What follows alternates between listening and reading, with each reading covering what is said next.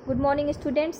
आज हम सभी नीलकंठ नामक रेखा चित्र पढ़ेंगे। जिस तरह से हम कहानी पढ़ते हैं, उपन्यास पढ़ते हैं, कविता पढ़ते हैं, उसी तरह से रेखा चित्र भी होता है। तो रेखा चित्र का मतलब होता है कम से कम शब्दों में मर्मस्पर्शी, भावपूर्ण और सजीव वर्णन होता है इसमें, और कम शब्दों में कलात्मक ढंग से किसी भी व्यक्ति, वस्तु या स्थान का, दृश्य का अंकन किया जाता है ना। तो रेखा चित्र का मतलब आप समझ गए। तो नीलकंठ एक रेखा चित्र का जो महादेवी वर्मा इसकी लेखिका है, नीलकंठ की लेखिका महादेवी वर्मा है, और जिसमें इन्होंने मोर मोरनी के बच्चों की खरीद कैसे की, उसके बाद किस तरह से पालन पोषण किया, इसका इसमें सजीव चित्रण किया गया है। और इसके माध्यम से पशु पक्षी से हमें प्रेम करना चाहिए, यह बताया गया है। तो इससे पहले हम महादेवी वर्मा के बारे में भी जान लेते हैं। महादेवी वर्मा आधुनिक युग की मीरा कही जाती हैं। इनका जन्म फर्रुखाबाद में 1907 में 26 मार्च 1907 को हुआ था। इनकी महत्वपूर्ण रचनाएं हैं पथ के साथी, अतीत के चलचित्र, स्मृति की रेखाएं, मेरा परिवार इनकी गद्य रचनाएं हैं, और यामा काव्य कृति पर इनको ज्ञानपीठ पुरस्कार मिला था। 1987 में इनकी मृत्यु हो गई थी। तो शुरू करते हैं नीलकंठ रेखा चित्र। वे कहती हैं, उस दिन एक अतिथि को स्टेशन पहुंचाकर मैं लौट रही थी कि चिड़ियों और खरगोशों की दुकान का ध्यान आ गया और मैंने ड्राइवर को उसी ओर चलने का आदेश दिया। बड़े मियाँ चिड़िया वाली की दुकान के निकट पहुंचते ही उन्होंने सड़क पर आकर ड्राइवर को रुकने का संदेश दिया। मेरे कोई प्रश्न करने के पहले ही उन्होंने कहना आरंभ किया, सलाम गुरुजी, पिछली बार आने पर आपने मोर के बच्चों के लिए पूछा था। शंकरगढ़ से एक चिड़ी मार मोर के 2 बच्चों को पकड़ लाया है। एक मोर है, एक मोरनी है। आप पाल लें। मोर के पंजों से दवा बनती है, सो ऐसे ही लोग खरीदने आए थे। आखिर मेरे सीने में भी तो इंसान का दिल है, मारने के लिए ऐसी मासूम चिड़ियों को कैसे दे दूं? टालने के लिए मैंने कह दिया, गुरुजी ने मंगवाए हैं। वैसे यह कमबख्त रोजगार ही खराब है, बस पकड़ो पकड़ो, मारो मारो। बड़े मियाँ के भाषण की तूफान मेल के लिए कोई निश्चित स्टेशन नहीं है। वो जब शुरू होते हैं तो उनका अंत नहीं होता उनके भाषण का। सुनने वाला थक कर जहाँ रोक दे वहीं स्टेशन मान लिया जाता है। इस तथ्य से परिचित होने के कारण ही मैंने बीच में उन्हें रोककर पूछा, मोर के बच्चे हैं कहाँ? बड़े मियाँ के हाथ के संकेत का अनुसरण करते हुए मेरी दृष्टि तार के एक छोटे से पिंजरे तक पहुंची, जिसमें तीतरों के समान 2 बच्चे बैठे थे।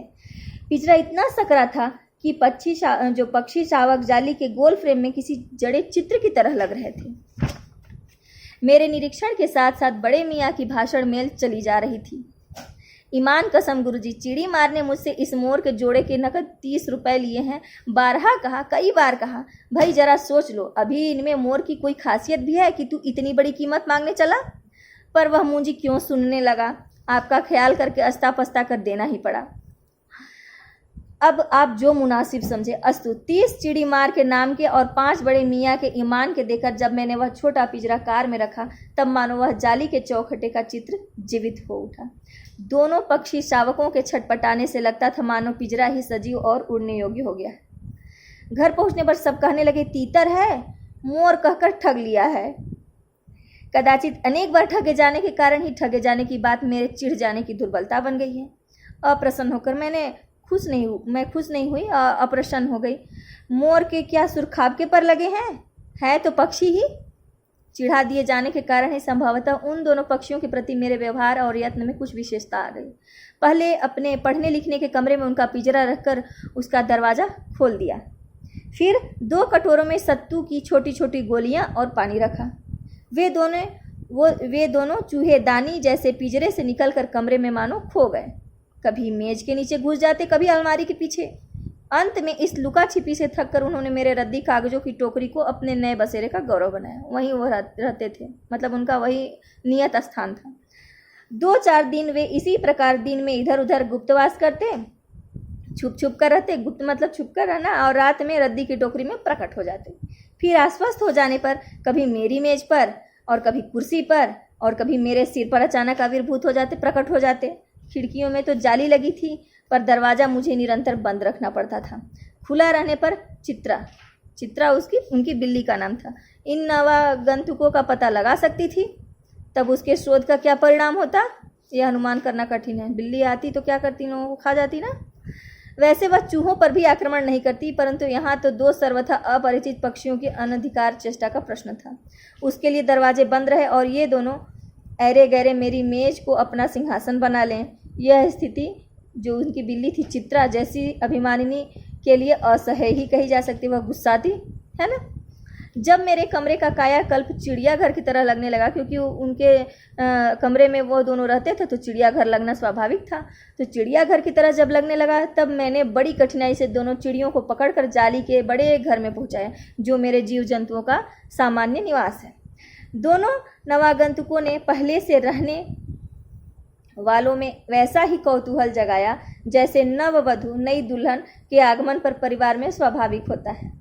लक्का कबूतर नाचना छोड़कर दौड़ पड़े और उनके चारों ओर घूम घूम कर गुटर गूं की रागनी अलापने लगे। बड़े खरगोश सभ्य सभासदों के समान क्रम में बैठकर गंभीर भाव से उसका निरीक्षण करने लगे। ऊन की गेंद जैसे छोटे खरगोश उनके चारों ओर उछल कूद मचाने लगे। तोते मानो भलीभांति देखने के लिए एक आंखें बंद करके उनका परीक्षण करने लगे। उस दिन मेरे चिड़ियाघर में मानो भूचाल आ गया। धीरे धीरे मोर के दोनों बच्चे बढ़ने लगे। उनका कायाकल्प वैसा ही क्रमशः और रंगमय था जैसा इल्ली से तितली का बनना। तितली के जो बच्चे होते हैं ना छोटे से, उसकी तरह। मोर के सिर की कलगी और सघन ऊंची तथा चमकीली हो गई। चोंच अधिक बंकी मोर पैनी हो गई। गोल आंखों में इंद्रनील की नीलाभ द्युति झलकने लगी, चमक झमक झलकने लगी।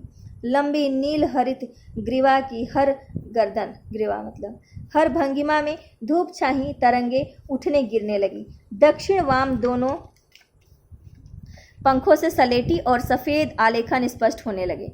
पूंछ लंबी हुई और उनके पक्षों पर चंद्रिकाओं के इंद्रधनुषी रंग उद्दीप्त हो गए। रंग रहित पैरों की गर्विली गति ने एक नई गरिमा के साथ उसे नीची कर दाना चुगना, पानी पीना, टेढ़ी कर शब्द सुनना आदि क्रियाओं में जो सुकुमारता और सौंदर्य था उसका अनुभव देखकर ही किया जा सकता है। गति का चित्र आंका नहीं जा सकता। मोरनी का विकास मोर के समान चमत्कारिक तो नहीं हुआ, परंतु अपनी लंबी धूप छाही गर्दन, हवा में चंचल कलगी, पंखों की श्याम श्वेत पत्र लेखा, मंथर गति आदि से वह भी मोर की उपयुक्त सहचारिणी होने का प्रमाण देने लगी।